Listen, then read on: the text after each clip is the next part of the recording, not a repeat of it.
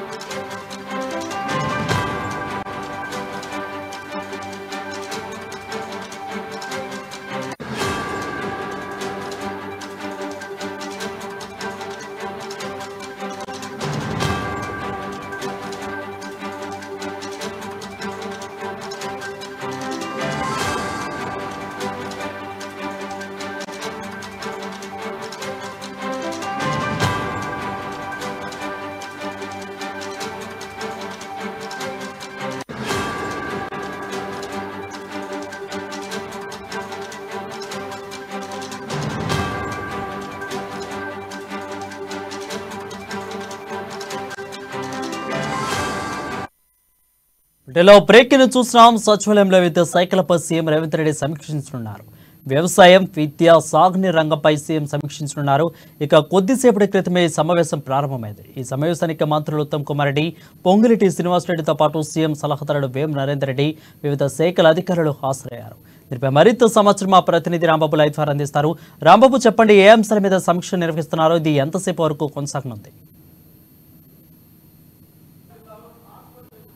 ముఖ్యమంత్రి రేవంత్ రెడ్డి నేతృత్వంలో సచివాలయంలో సమీక్ష సమావేశం కొనసాగుతుంది. ముఖ్యంగా వ్యవసాయానికి సంబంధించినటువంటి అంశాలపైన, అదేవిధంగా ఇటు రాష్ట్రానికి సంబంధించినటువంటి ఆర్థిక స్థితిగతులపైన, ఇటు తడిసినటువంటి ధాన్యానికి సంబంధించినటువంటి అంశంలో ముఖ్యమంత్రి రేవంత్ రెడ్డి అధికారులతోటి సమీక్ష సమావేశం నిర్వహిస్తున్నారు. ఈ యొక్క సమీక్ష సమావేశంలో మంత్రులు ఉత్తమ్ కుమార్ రెడ్డి, అదేవిధంగా రెవెన్యూ శాఖ మంత్రి పొంగులేటి శ్రీనివాసరెడ్డి కూడా హాజరు కావడం జరిగింది. ఇటు ప్రభుత్వ సలహాదారు వేం నరేందర్ రెడ్డి, వివిధ అధికారులు కూడా ఈ యొక్క సమీక్ష సమావేశంలో పాల్గొనడం జరిగింది. మొత్తానికైతే రాష్ట్రంలో ఉన్నటువంటి ప్రస్తుత పరిస్థితుల్లో ఒకవైపు విపక్షాలు గత ఎన్నికల ప్రచారంలో ఇటు తడిసిన ధాన్యాన్ని కొనుగోలు చేయలేదని చెప్పేసి తీవ్ర ప్రచారం చేయడం జరిగింది. కానీ ముఖ్యమంత్రి రేవంత్ రెడ్డి అయితే ఆ ఎన్నికల ప్రచారంలో కూడా చెప్పడం జరిగింది, తడిసిన ధాన్యాన్ని ప్రతి ఒక్క గింజను కూడా కొనుగోలు చేస్తామని చెప్పినటువంటి ఆ సందర్భంలోనే ఇటుతో ఎక్కడైతే పంట నష్టం జరిగిందో పంట నష్టానికి సంబంధించినటువంటి నష్టపరిహారాన్ని కూడా, అంటే రైతులకైతే పంట నష్టాన్ని కూడా ఇవ్వడం జరిగింది. మే 6వ తారీఖు నాడే దీనికి సంబంధించినటువంటి ఇటు రైతులకు సంబంధించినటువంటి ఇటు రైతు బంధుకు సంబంధించినటువంటి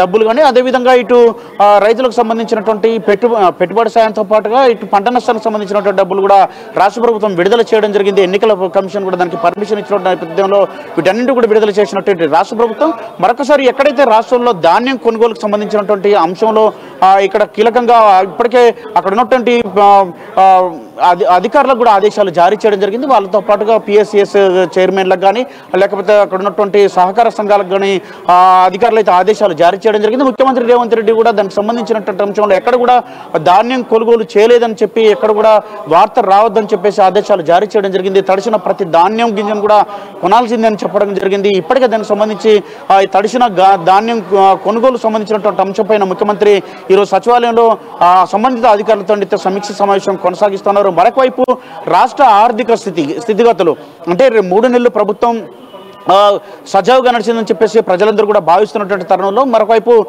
వచ్చి రాగానే ఎన్నికలు కూడా 2 నెలల కాలం ఎన్నికల పీరియడ్ ఉండడంతో ఇటు 3 నెలల తర్వాత వెంటనే ఎన్నికలు రావడం కొంత ప్రభుత్వానికి ఇబ్బందికరమైనటువంటి పరిస్థితి వచ్చేటువంటి అవకాశం ఉందని చెప్పి భావించినటువంటి రాష్ట్ర ప్రభుత్వం అత్యవసరమైనటువంటి వాటిపైన సమీక్షలు కూడా కొనసాగిస్తూ ఇటు విద్యుత్ సంబంధించినటువంటి పైన, నీటి వనరులకు సంబంధించినటువంటి అంశం పైన, తాగునీటికి సంబంధించినటువంటి అనేక అంశాలపైన కూడా సమీక్ష సమావేశాలు నిర్వహించింది. ఇటు ప్రభుత్వం తరఫున ఇటు ప్రభుత్వ ప్రధాన కార్యదర్శి సిఎస్ శాంతికుమారి కూడా దీని మీద సమీక్ష సమావేశాలు అయితే కొనసాగించడం జరిగింది.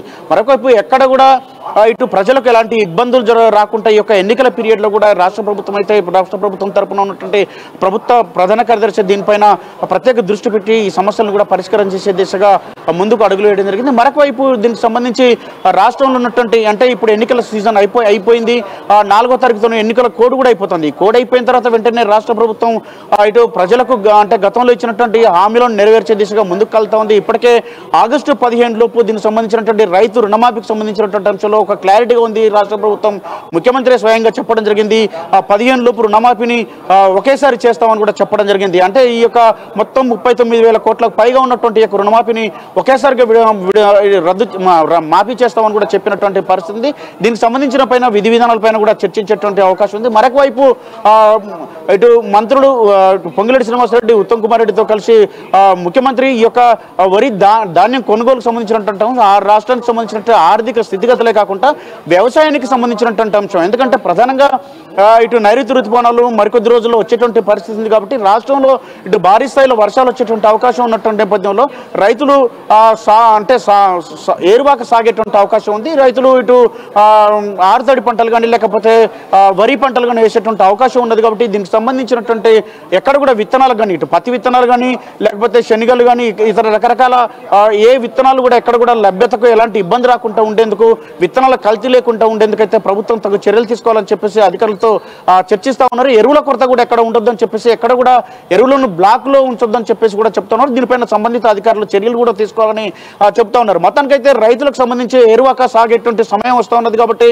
ఇటు వ్యవసాయ కాలం సీజన్ ప్రారంభమవుతుంది కాబట్టి ఇటు ఎరువులకు కానీ లేకపోతే విత్తనాలు కల్తీ లేకుండా ఉండడం కానీ విత్తనాల లభ్యతకు సంబంధించినటువంటి అంశంలో కానీ లేకపోతే ఇప్పుడున్నటువంటి వరి ధాన్యం కొనుగోలుకు సంబంధించినటువంటి అంశంలో తడిచినటువంటి ధాన్యం కొనుగోలు కానీ లేకపోతే సమీప భవిష్యత్తులో పండించేటువంటి వరి ధాన్యానికి సంబంధించి సన్నవడ్లు పండించే దిశగా ప్రభుత్వం ఒక చొరవ చూపేటువంటి అవకాశం ఉంది. అధికారులు కూడా ఆ దిశగా రైతులకు ఇటు రైతులందరితోటి కూడా వివిధ గ్రామాల్లో గ్రామ సభలు నిర్వహించి రైతులకు కూడా ఒక సూచనలు సలహాలు ఇచ్చే విధంగా సన్నవడ్లు పండించేటువంటి వాళ్లకు ఇటు ఇచ్చేటువంటి ధరతో పాటుగా అంటే మినిమం సపోర్ట్ ప్రైస్ పైన ఇంకా 500 రూపాయలు అదనంగా బోనస్ కూడా ఇచ్చేందుకైతే రాష్ట్ర ప్రభుత్వం ఒక నిర్ణయం తీసుకున్నది. కాబట్టి దీనిపైన సన్నోడ్లు పండించే విధంగా అదేవిధంగా వచ్చినటువంటి ధాన్యం కూడా పౌర సరఫరాల శాఖ ద్వారా కొనుగోలు చేసి అదేవిధంగా ఇటు రైతులు పండించినటువంటి పంటల్ని మళ్ళీ పేద ప్రజలకు ఇటు పౌర సరఫరాల శాఖ ద్వారా అందించాలని చెప్పేసి రాష్ట్ర ప్రభుత్వం గతంలో ఏదైతే కిరణ్ కుమార్ రెడ్డి ప్రభుత్వంలో కాంగ్రెస్ ప్రభుత్వం ఇచ్చినటువంటి 9 సరుకులు ఏ విధంగా ఇచ్చిందో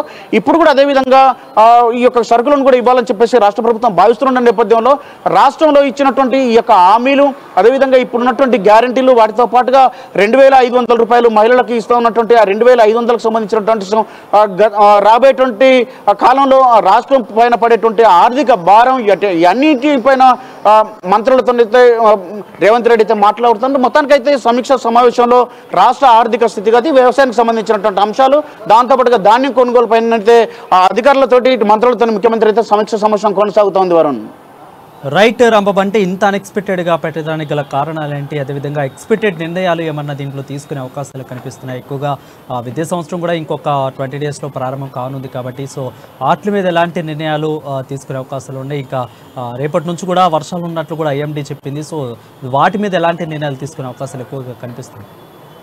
ఎస్ వరుణ్, ఐఎండీ చెప్పినట్టుగా వాతావరణ శాఖ హెచ్చరించినటువంటి నేపథ్యంలో నైరుతి ఋతుపవనాలు కూడా తొందరలోనే ఉన్నాయి కాబట్టి అదేవిధంగా రేపటి నుండి వర్షాలు కూడా ఉంటాయని చెప్పి వాతావరణ శాఖ హెచ్చరించినటువంటి నేపథ్యంలో రాష్ట్ర ప్రభుత్వం ముందుగానే దీనిపైన సమీక్ష సమావేశాన్ని అయితే నిర్వహించింది. ఇటు ఒకవైపు కళ్ళల్లో ధాన్యం తడిసినటువంటి ధాన్యాన్ని కొనుగోలు చేయాలని చెప్పేసి దానిపైన మరొక వైపు ఇటు వ్యవసాయ కాలం అంటే వ్యవసాయ సీజన్ ప్రారంభం కాబోతోంది కాబట్టి ఈ సీజన్లో అంటే వ్యవసాయ అనుకూల పంటలు కానీ లేకపోతే ఇతర పంటల ఆహార ధాన్యాలు ఏ పంటలు పండించినా కానీ పంటలకు సంబంధించినటువంటి అంశంలో గిట్టుబాటు ధరతో పాటుగా వాళ్ళకి ఇచ్చేటువంటి మినిమం సపోర్ట్ ప్రైస్తో దానిపైన అదనంగా కూడా సన్నోడ్లకు 500 రూపాయలు బోనస్ ఇవ్వాలని చెప్పేసి రాష్ట్ర ప్రభుత్వం భావిస్తూ ఉన్నది. ఈ యొక్క అంశాలను చర్చిస్తూనే మరొక వైపు ఇటు రాష్ట్ర స్థితిగతులపైన కూడా ముఖ్యమంత్రి ఇటు మంత్రులతో కూడా మాట్లాడుతూ ఉన్నారు. ఇచ్చినటువంటి గ్యారంటీలను కూడా అమలు చేయాలని చెప్పేసి భావిస్తున్నది. సీజన్ ప్రారంభమైంది కాబట్టి ప్రస్తుతానికైతే ఎందుకంటే గతంలో సమీక్ష సమావేశాలు 2 నెలల నుంచి సమీక్ష సమావేశాలు సమావేశాల్లో, ఎందుకంటే ఎన్నికల కోడ్ ఉంది, ఈ కోడ్లో ఎలాంటి నిర్ణయాలు తీసుకోవడానికి ప్రభుత్వానికి అవకాశం లేదు కాబట్టి మొత్తం కూడా సిఎస్ శాంతికుమార్ నేతృత్వంలోనే ప్రభుత్వం అన్ని కార్యక్రమాలు ముందుకు సాగాయి. ఇప్పుడు ఇటు ఎన్నికల కోడ్ ఉన్నా కానీ అత్యవసర సమావేశాలు నిర్వహించుకోవడానికి అంటే కోడ్ ముగిసే వరకు మొన్న అంటే విద్యుత్ సంబంధించినటువంటి అంశం పైన కానీ, తాగునీటికి సంబంధించినటువంటి అంశం కానీ, లేకపోతే రైతులకు ధాన్యం సంబంధించినటువంటి అంశం కానీ, లేకపోతే ఎరువులకు సంబంధించినటువంటి అంశం, లేకపోతే విత్తనాలకు సంబంధించినటువంటి అంశం, ఇట్లాంటి వాటిపైన సమీక్ష సమావేశాలు నిర్వహించి రాష్ట్రంలో ముందస్తుగా ఎలాంటి ఇబ్బందులు రాకుండా ఉండేందుకైతే రాష్ట్ర ప్రభుత్వం భావిస్తున్నది. ఈ నేపథ్యంలోనే ఈ యొక్క వర్షాకాలం ప్రారంభమవుతుందని చెప్పి భావించి ముందుగానే ఈ యొక్క సమీక్ష సమావేశాన్ని అయితే నిర్వహిస్తూ ఉన్నది వరుణ్. రైట్, మీరు అన్నట్లు కూడా ఈ ఎలక్షన్ కూడా వ్యతిరేకంగానే స్థానిక సంస్థల ఎన్నికలు కూడా వస్తాయి, దాని మీద కూడా సమీక్ష చేస్తున్నట్లు ఏమైనా తెలుస్తూ ఉందో, దాని మీద ఎలాంటి నిర్ణయాలు తీసుకోబోతున్నారు, అదేవిధంగా ప్రచార రథాల ఏ విధంగా సిద్ధపాటు చేస్తున్నారు, ఎందుకంటే రేవంత్ రెడ్డి ప్రిపేర్ ప్లాన్తో ఉంటారు, సో ఏ విధంగా దానికి అమలు చేయబోతున్నారు? అంటే స్థానిక సంస్థల యొక్క పదవీ కాలం కూడా ముగిసింది. ముగిసిన నేపథ్యంలో గ్రామాలలో ఇటు సర్పంచులు కానీ లేకపోతే సర్పంచులు లేకుండానే ప్రత్యేక అధికారుల పాలనలో గ్రామ పంచాయతీలు కొనసాగుతున్నాయి. అదేవిధంగా ఇటు మరొకవైపు మున్సిపల్ కార్పొరేషన్ ఎన్నికలు, జిహెచ్ఎంసీ ఎన్నికలు, అదేవిధంగా స్థానిక సంస్థ సర్పంచులు, ఎంపీటీసీలు, జెడ్పీటీసీలు ఇవన్నీ స్థానిక సంస్థల ఎన్నికలు ఉన్నాయి కాబట్టి ఎన్నికలకు సంబంధించినటువంటి అంశం పైన రాష్ట్ర ప్రభుత్వం కూడా ఒక క్లారిటీగా ఉన్నది. ఇప్పటివరకైతే రాష్ట్ర ప్రభుత్వం ఆ సమయం పీరియడ్ అయిపోయినా కానీ దాన్ని ప్రత్యేక అధికారుల పాలనతో కొనసాగిస్తున్నది కాబట్టి ఇప్పటికిప్పుడు ఎన్నికలు నిర్వహించేటువంటి పరిస్థితి రాష్ట్ర ప్రభుత్వానికి లేదు. ఒకవైపు ఇటు రాష్ట్ర ప్రభుత్వం సీజనల్ అంటే వర్షాకాలం ప్రారంభమైంది, మరొక వైపు ఇటు ఇచ్చినటువంటి హామీలు అనేకం ఉన్నాయి. వీటితో పాటుగా ఇటు రాష్ట్ర ప్రభుత్వం రైతు రుణమాఫీ చేస్తామని చెప్పింది. వీటన్నిటిని పెట్టుకొని ఇప్పటికిప్పుడు ఎన్నికలు నిర్వహించేటువంటి పరిస్థితి లేదు. కానీ రాష్ట్ర ముఖ్యమంత్రి మాత్రం ఒక విషయాన్ని స్పష్టం చేయడం జరిగింది, ఎన్నికలు నిర్వహించేది పక్కా, కానీ కాకపోతే ఏంటంటే దానికి కొంత సమయం పడుతుందని కూడా చెప్పడం జరిగింది. ఒకవైపు ఎన్నికల కమిషన్ కూడా దీనిపైన ఆలోచన చేస్తున్నట్టు తెలుస్తోంది. మరి ముఖ్యమంత్రి అంటే రాష్ట్ర ప్రభుత్వం ఏ విధమైనటువంటి నిర్ణయం తీసుకుంటుందో కూడా చూడాలి. మొత్తానికైతే స్థానిక సంస్థల యొక్క పదవీకాలం ముగియడంతో ఇటు ఎన్నికలు కూడా నిర్వహించాలని చెప్పేసి డిమాండ్ ఉన్నటువంటి నేపథ్యంలో ఇప్పటికిప్పుడు ఎన్నికలు నిర్వహిస్తారా, లేకపోతే ఎన్నికల కమిషన్ సూచన మేరకు ఎన్నికలు నిర్వహిస్తారా, లేకపోతే కొంత వాయిదా కోరేటువంటి అవకాశం ఉన్నదా అనేది ఇంకా స్పష్టం కావాల్సి ఉంది. Varun, thank you Rambabu for the clear update.